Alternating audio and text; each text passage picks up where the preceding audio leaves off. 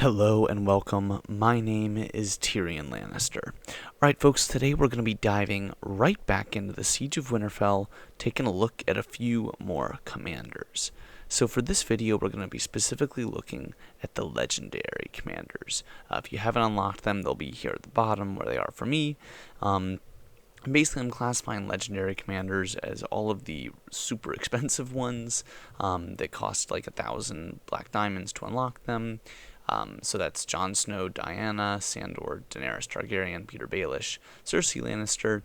And then there are two other commanders that I kind of think of as in this category that I'm not going to be discussing, and that is both Darius and the Night King. Darius isn't in the Siege of Winterfell yet, and Night King was removed for this season, so we're only going to be talking about these six. So just like I did with the last one, I went ahead and I already took down some of the basic information about their abilities, and I've got it right here. So going through them one at a time, we've got Jon Snow first. Jon Snow's rage cost a full 1,000, which is actually the most out of any rage could be. You can't have anything more than 1,000. So this is basically meaning you use this ability and that's all you get.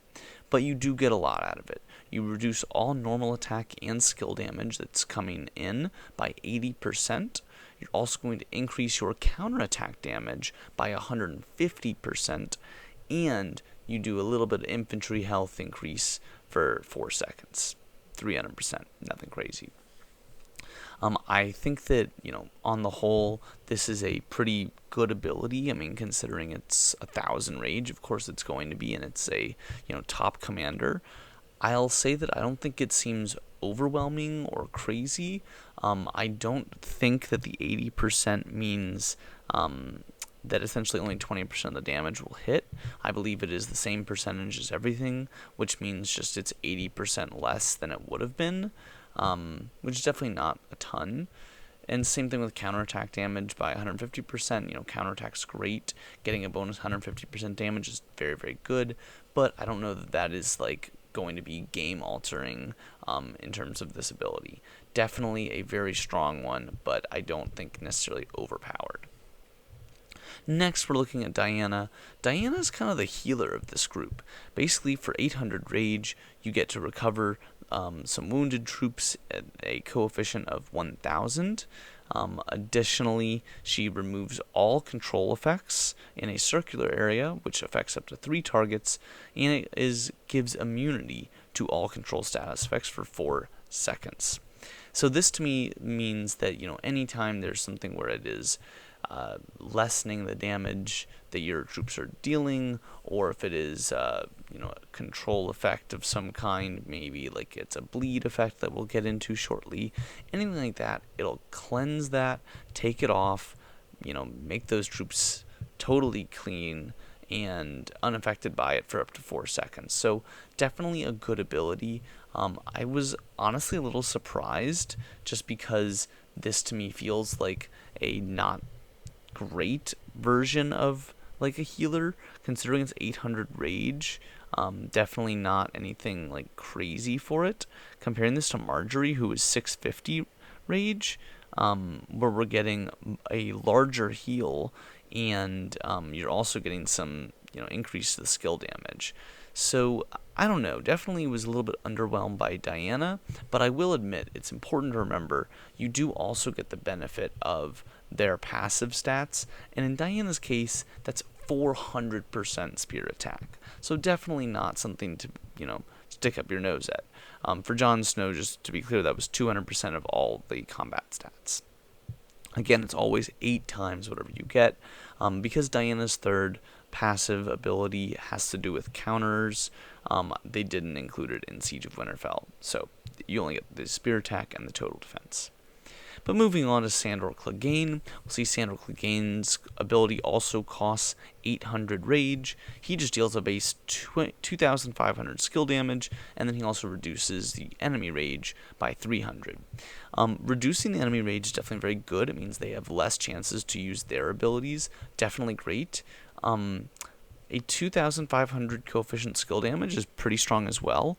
We can compare this to something like Arya. I'm just scrolling up for you guys. So Arya's was 1,800 skill damage. So definitely, you're getting more from Sandor. It's also 550 rage for Arya, and it was 800 for Sandor, so a little bit more. And you get the whole bonus of like reducing the rage.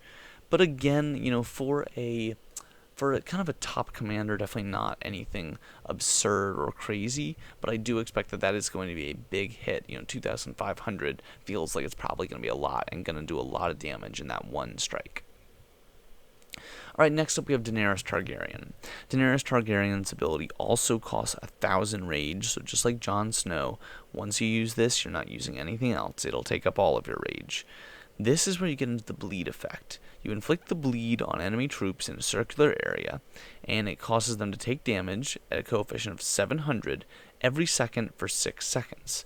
Now, what I've gone ahead and done over here is I've calculated the total that means. So in theory, if that is affecting them for the full 6 seconds, that would be 4,200 total damage. As you can see, a lot more than Sandor's. But again, that makes sense. That would be a max where they don't get it cleansed at any point in time, where they're actually taking the full amount of damage.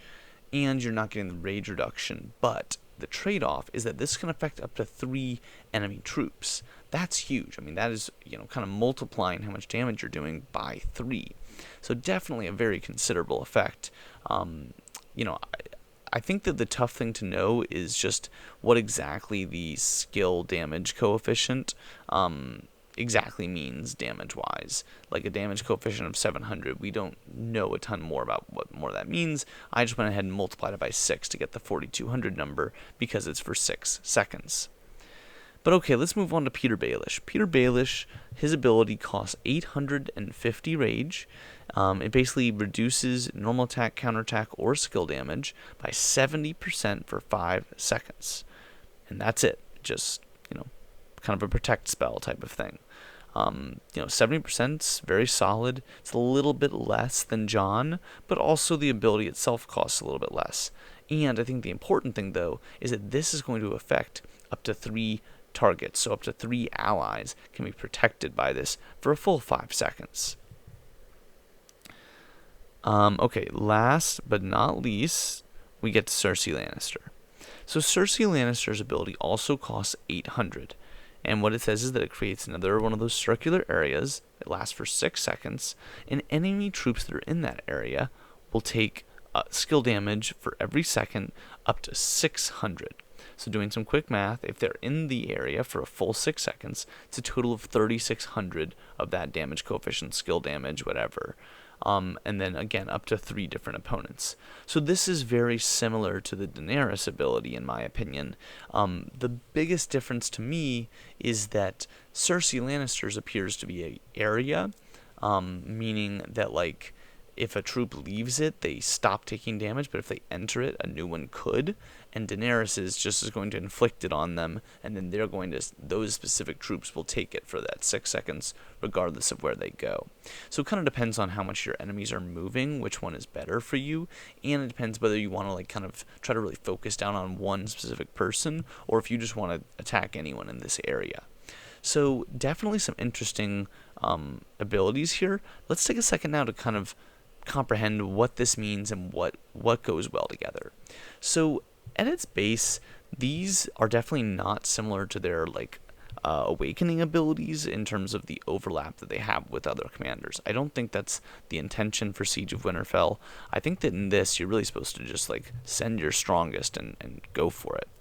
So I think that, on the one hand, doing Jon and Daenerys and then something like Cersei definitely can make some sense to people in terms of being just a massive damage output. You could also swap in Sandor in there maybe.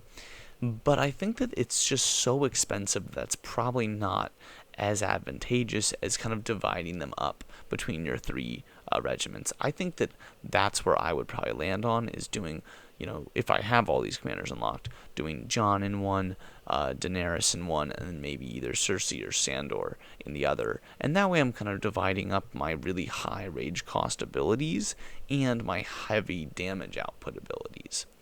Now, I think that beyond that, there's also a good number of these that do the whole area of effect benefit for your troops. So maybe you have a Diana, Peter Baelish, regiment of the two of them, and then maybe one other. We went through like Simon and some of the other ones that do a lot of healing.